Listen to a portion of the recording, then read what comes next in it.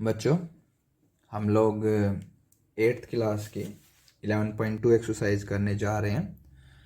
इसके अंदर हम लोगों को 3 चीज़ें समझनी पड़ेंगी। 3 आकृतियां हम लोग सीखेंगे यहाँ पर। सबसे पहली आकृति है समलंब, जिसको ट्रेपीजियम भी कहा जाता है, इंग्लिश में ट्रेपीजियम। इसमें होता है कि दो साइड आमने सामने की पैरेलल, ये इसकी शेप होती है। ये ट्रेपीजियम है समलंब, ये इसकी ऊंचाई आ जाएगी। ये वाली लाइन इस वाली लाइन के समांतर होती है, पैरेलल होती है। तो इसका हमें एरिया सीखना है, यानी क्षेत्रफल। तो वो होगा 1/2 गुणा सम ऑफ पैरेलल साइड, जो ये पैरेलल साइड है इनका जोड़, समांतर भुजाओं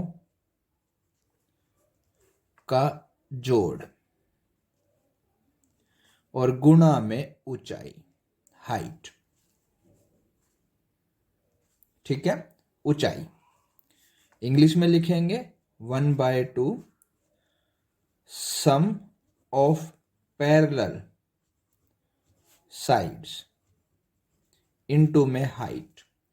अब ये वाली लाइन इसके समांतर है, तो इन दोनों का जोड़ और गुणा में ऊंचाई, ये समलंब हमारा पहला।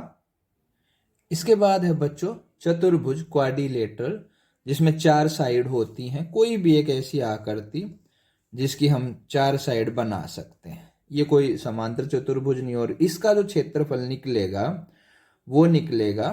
अब मान लीजिए यहां से ये एक इसका डायगोनल है, विकर्ण, यहां से एक हाइट खींचेगी इसके ऊपर, यहां से एक हाइट बनेगी।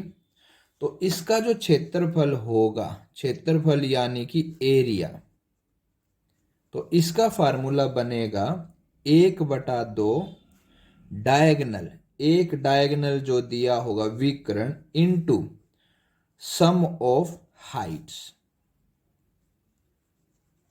हिंदी में देखिए 1/2 विकर्ण गुणा में ऊंचाई का जोड़। एक ऊंचाई ये है और एक ऊंचाई ये है, यानी ऊंचाई का जोड़। देखिए दोनों में अंतर है। ये समलंब था जो हमने ऊपर पढ़ा था, ये चतुर्भुज है। नेक्स्ट है समचतुर्भुज, रोम्बस, जिसकी सारी भुजाएं बराबर भी होती हैं और सारी भुजाएं बराबर हैं, और इसके ये विकर्ण होंगे डायगोनल। ये D1 कह सकते हैं, ये डायगोनल D2 कह सकते हैं। तो इसका एरिया जो निकलेगा 1/2 डायगोनल फर्स्ट इंटू डायगोनल 2। एक बार दोबारा से समझ लीजिए। 3 फिगर हम पढ़ रहे हैं। एक समलंब है, इसकी पहचान है कि ये इसकी एक आमने सामने की भुजा का जोड़ा समांतर होगा। चतुर्भुज, कोई भी चतुर्भुज 4 भुजाओं वाला, और समचतुर्भुज जिसकी सारी भुजाएं समांतर होती हैं और बराबर होती हैं। तो इसका क्षेत्रफल निकलेगा इनके डायगोनल की गुणा बटे में 2। चतुर्भुज का निकलेगा 1/2 विकर्ण, जो एक विकर्ण दिया होगा डायगोनल, इनटू में उसकी हाइट का जोड़। और तीसरा निकलेगा समलंब का 1/2 समांतर भुजाओं का जोड़ गुणा में हाइट। अब हम एक्सरसाइज पे आते हैं। तो कहा एक मेज के ऊपरी सतह का आकार समलंब का है, जिसकी समांतर भुजाएं 1 और 1.2 है। ये दोनों भुजाएं समांतर हैं, और इनके बीच की दूरी, ये हाइट 0.8 है। तो क्षेत्रफल निकालिए। अभी अभी हमने पढ़ा कि समलंब का क्षेत्रफल का सूत्र होता है 1/2 समांतर भुजाओं का जोड़ और गुणा में ऊंचाई।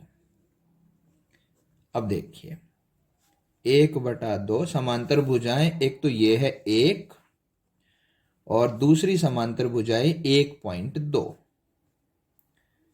गुणा में ऊंचाई, ऊंचाई है 0.8 मीटर में है सारे।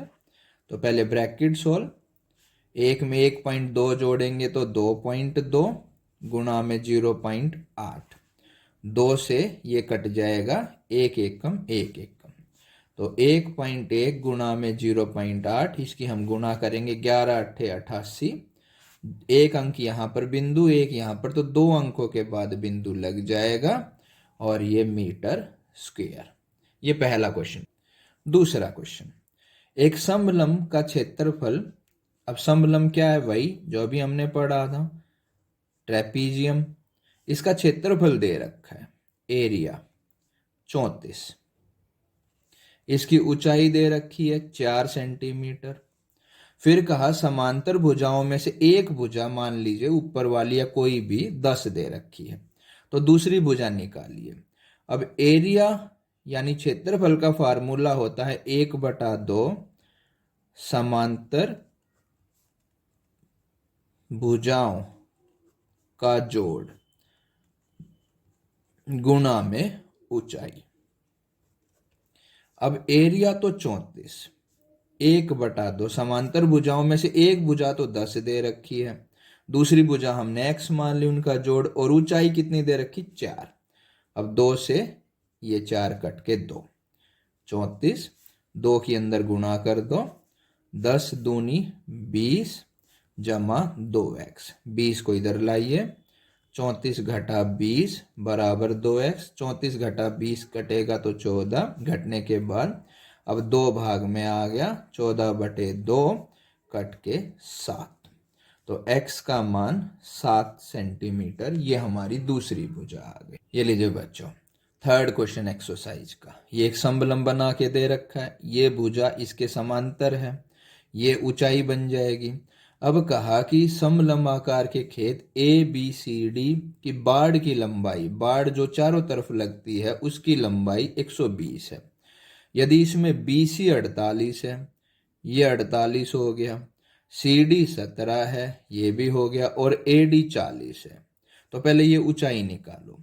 अब इन चारों का जोड़ 120 दे रखा है, AB, BC, CD और DA, इनका जोड़ 120 मीटर, जिसमें AB हमें निकालनी है, BC 48, CD 17, DA 40 बराबर 120। हम इनको जोड़ेंगे तो भाई 8 और 7 15, हासिल 1, 5 6, 6 और 5, 6 और 4 10, 105 उधर जाके घटेगा, तो 120 घटा 105, तो ये बच गया 15। तो अब हमारी ऊंचाई तो 15 निकल गई। क्या कहा इन्होंने, खेत का क्षेत्रफल ज्ञात कीजिए। तो क्षेत्रफल का जो फार्मूला था वो था 1/2 समांतर भुजाओं का जोड़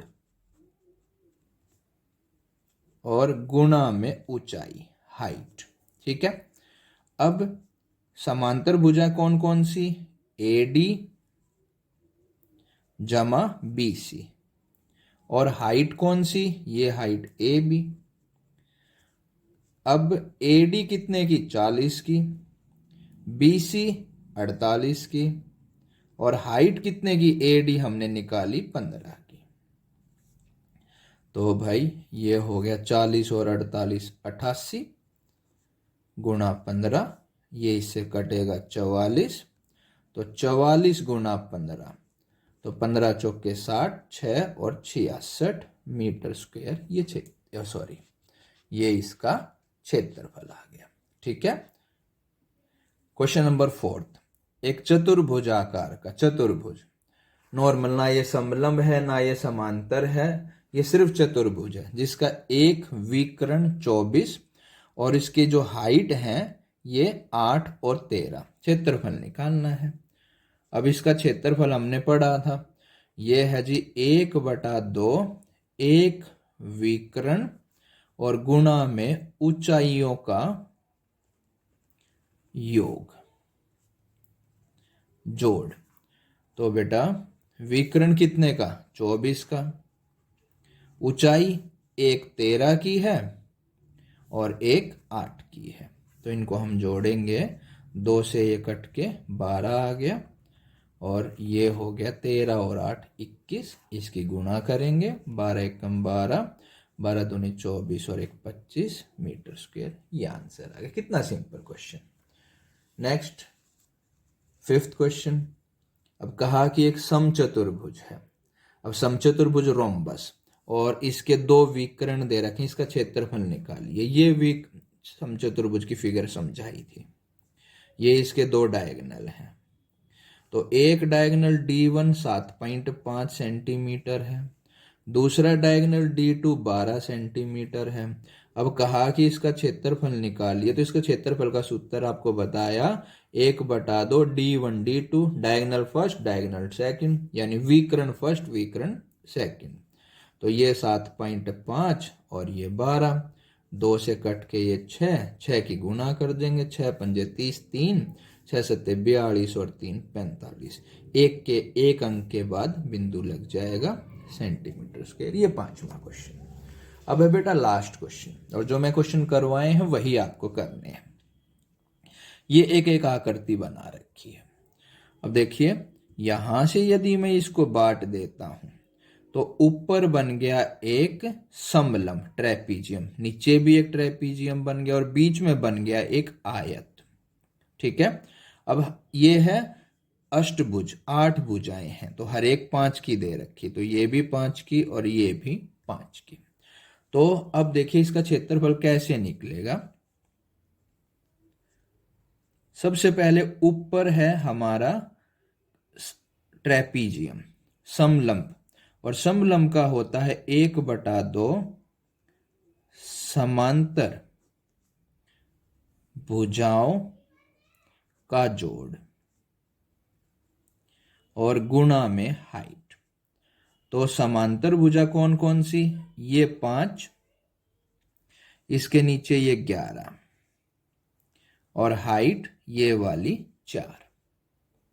तो इनको हम सोल्व करेंगे, ये 16 और ये 4, 2 से 4 कट के 2, 16 दूनी 32 सेंटीमीटर मीटर में है, मीटर स्क्वायर। ये ऊपर वाला, इतना ही नीचे का होगा।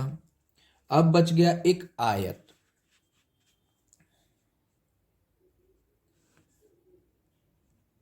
आयत का क्षेत्रफल ये तो हम पहले ही सीख चुके हैं, लंबाई गुणा चौड़ाई।